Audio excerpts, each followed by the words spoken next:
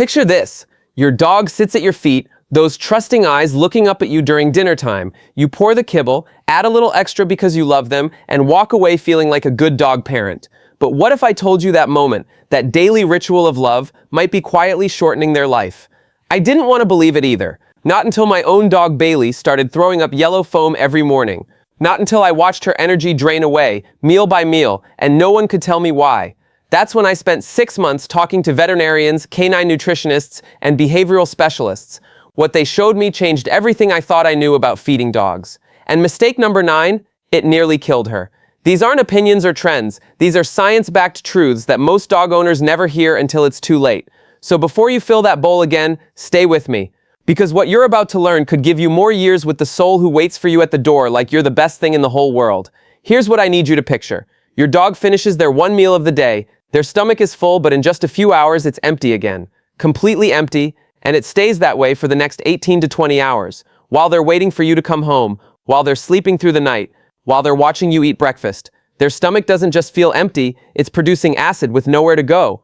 That acid starts eating away at the stomach lining, creating a burn that never quite heals because it happens every single day. That's why your dog sometimes vomits yellow bile in the morning. That's not normal, that's their body screaming for help.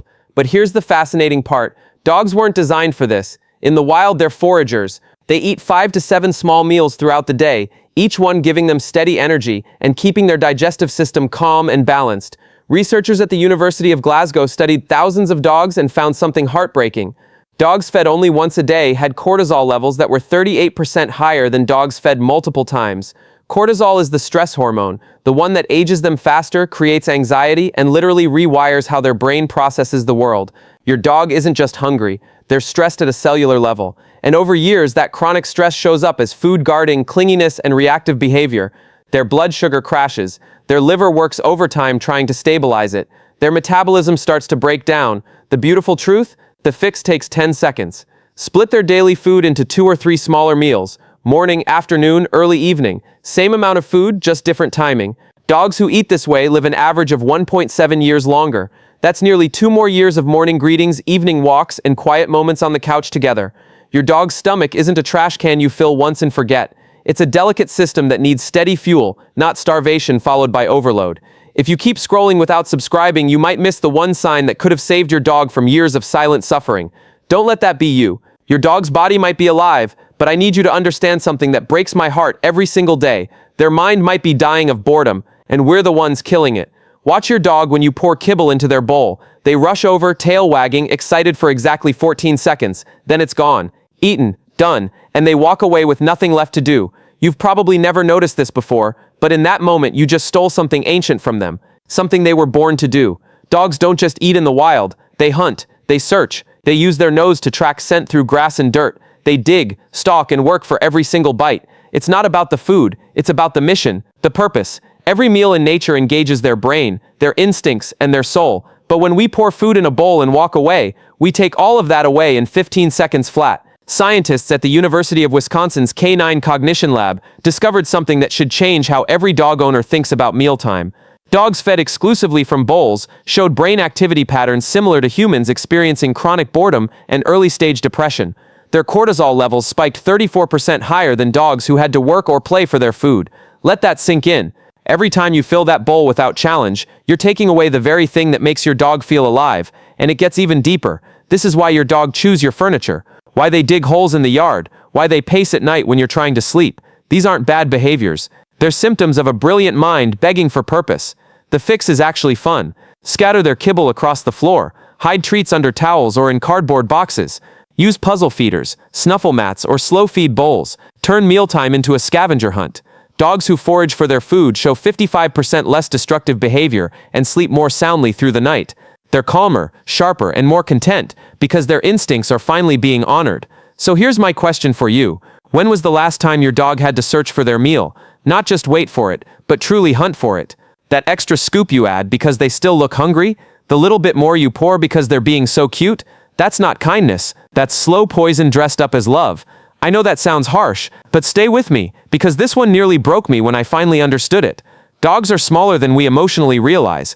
Just one extra tablespoon of kibble for a 20-pound dog is the caloric equivalent of you eating an entire extra cheeseburger at every single meal. Every single meal. Over months and years, that little bit of extra love adds up to something devastating. More than 55% of household dogs are overweight, and most owners have absolutely no idea, because it happens so slowly, so gradually, that you don't see it until it's already too late. But here's what's really happening inside their body. Canine obesity isn't just a round belly or some extra fluff.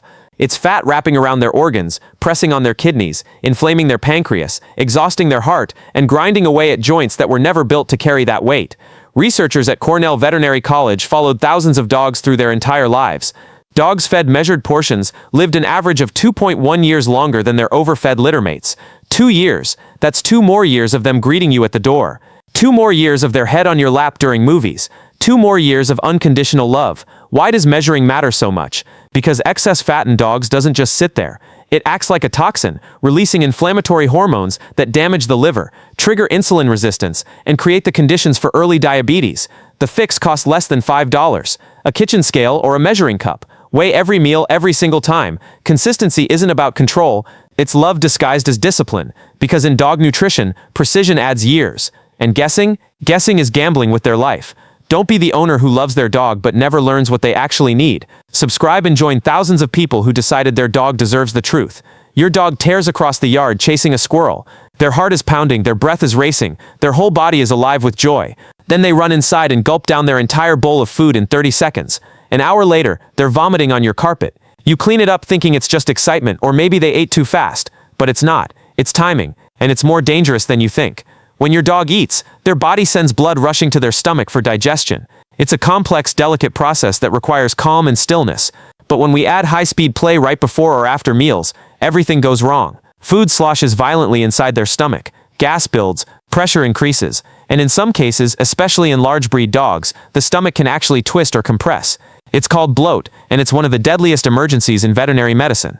A gastrointestinal study from the University of Guelph found that dogs who played within 30 minutes of eating were 49% more likely to experience vomiting, acid reflux, or dangerous digestive inflammation. Here's the thing most people miss. Dogs are biologically wired to follow a specific rhythm. Sniff, hunt, eat, then rest. It's ancient programming built into their DNA over thousands of years. But when we reverse that order, when we make them run and play right after eating, we're confusing their entire biology. It's like asking your own body to sprint right after Thanksgiving dinner. You could do it, but your organs would hate you for it. The fix is simple and changes everything. Wait at least 30 minutes after active play before feeding. Or give your dog a full hour to digest before the next game of fetch. It's not about denying fun or exercise. It's about honoring the way their body was designed to work. It's about respecting digestion. I want you to do something right now. If you have a bag of dog food nearby, flip it over and look at the ingredient list. Really look at it. Do you see a named meat first? Chicken, beef, lamb, real whole protein that you can picture and identify? Or do you see something vague? Meat meal, animal byproduct, digest. Here's what the pet food industry doesn't want you to know. Those words aren't accidents, they're legal loopholes. Meat byproduct can legally include bones, hooves, feathers, and materials that were never meant for consumption. Some investigations have even found trace materials from euthanized animals in low-cost pet foods. Yes, it's legal under current FDA regulations. And that's just the beginning. Many commercial foods are packed with corn, wheat, and soy. These are cheap fillers that spike your dog's blood sugar and trigger skin allergies, itching, and chronic inflammation. Then add in artificial preservatives like BHA and BHT.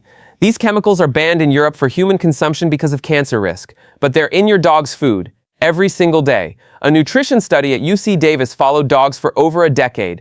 Dogs on high-quality protein diets lived 14% longer and had 37% fewer vet visits. 14% longer. That's real time, real moments, real love. The fix requires just one thing from you: attention. Read the label. Look for whole named proteins first. Avoid vague terms like byproduct or meal. Skip anything with artificial preservatives and fillers. Yes, it might cost more, but what's the price of 1 more year with the dog who loves you unconditionally? What's the price of 2 years, 3? Your dog can't read that label. They trust you to do it for them. If you won't hit subscribe, at least tell us why in the comments, and let us know where you're watching from. let's see how far this pack has reached across the world. Your puppy grows faster than you think, faster than seems possible, and yet so many owners either leave their dogs on puppy food for years or switch too early, never knowing they're silently sabotaging their health. A puppy's body is under construction, bones are forming, joints are strengthening, organs are developing at a pace that's almost miraculous. They need higher protein, more calcium, and extra calories to fuel all of that growth. Feed them adult food too early, and you risk weak bones, poor muscle tone, and joint issues that will haunt them for the rest of their life. But here's where it gets tricky. The opposite is just as dangerous. By the time your dog reaches 7 or 8 years old, their metabolism slows down, their kidney function naturally declines, their energy needs drop, but if their meals don't change with them, you're setting them up for disaster. Feeding high-calorie puppy food to a slower, older dog is like putting race fuel in a tractor. It stresses their heart, bloats their body, and overloads their liver with nutrients they can't process anymore. Researchers at Ohio State's Canine Nutrition Center tracked dogs from puppyhood all the way to their senior years.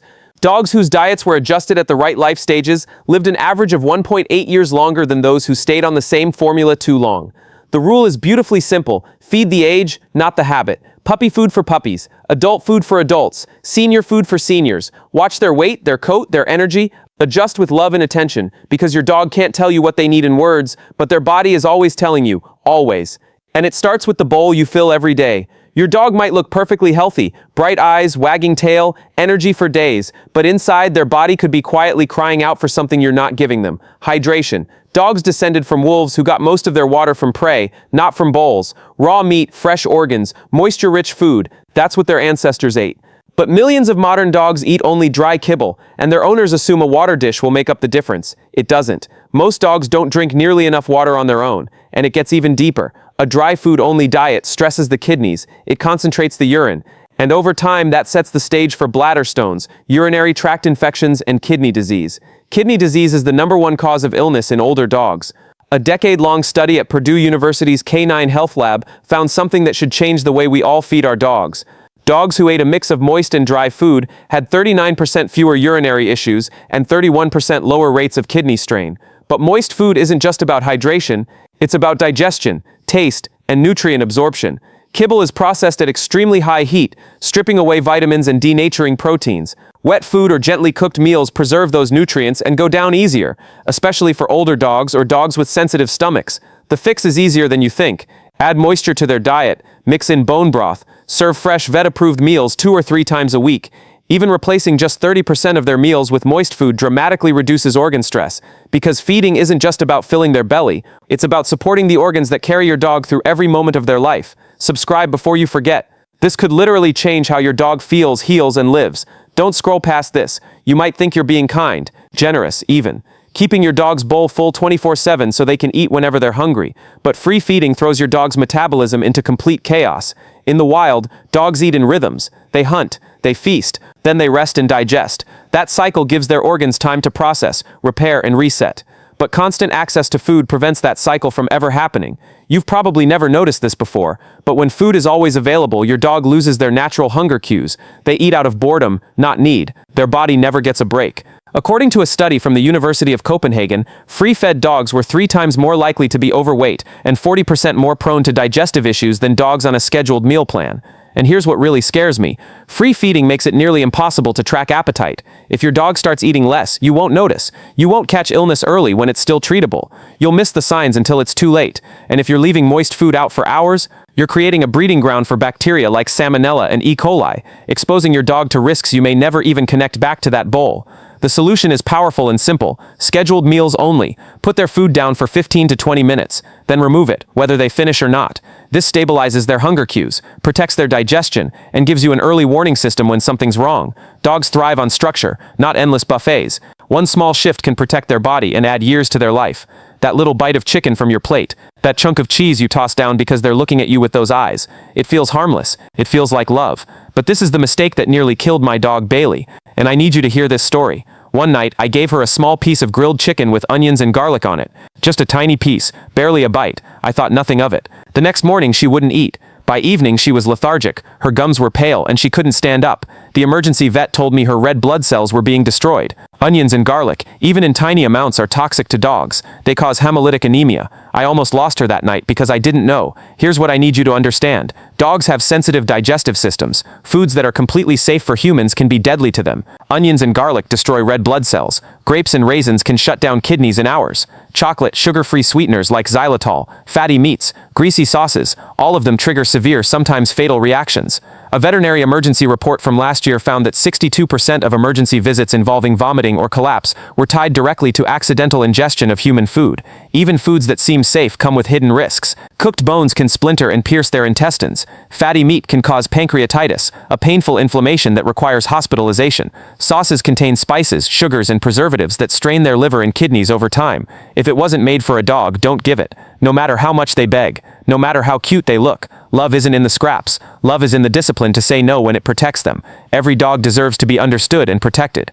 Don't scroll past this without joining the people who care enough to learn. Subscribe now. You find a better brand of dog food. Healthier ingredients, glowing reviews, a formula that promises everything your dog needs. So you toss out the old bag, pour in the new, and feel good about the upgrade. Then within hours, your dog has diarrhea, they're vomiting, they stop eating entirely, and you blame the new food. But it's not the food's fault, it's the speed. Your dog's gut is a fragile ecosystem filled with trillions of bacteria that work together to digest the food they're used to. Each brand, each formula, each ingredient creates a specific balance. Changing it suddenly is like firing the entire workforce overnight and expecting everything to keep running smoothly. It doesn't. Everything goes into chaos. A study from the University of Illinois found that 74% of dogs who were switched to new food without a transition period experienced moderate to severe digestive issues. The right way is gradual change over 7 to 10 days. Start with 75% old food and 25% new. After a few days, go 50-50, then 25-75. By day 10, your dog's gut will be fully adapted and ready. Take it slow. This isn't just about avoiding messes on the carpet, it's about respecting your dog's internal rhythm and giving their body time to adjust without pain, stress, or discomfort. If you've made any of these mistakes, I need you to hear me. Don't beat yourself up. I made every single one of them, not out of neglect, not out of ignorance, but out of pure, honest love. We feed our dogs with the best intentions, but sometimes love needs guidance. Sometimes love needs information, because feeding your dog isn't just a routine you check off every day. It's a responsibility that touches every cell, every joint, every heartbeat they'll ever have. What goes into their bowl today quietly shapes their tomorrow. And here's the beautiful truth that gives me hope every single day. It's never too late to make a better choice.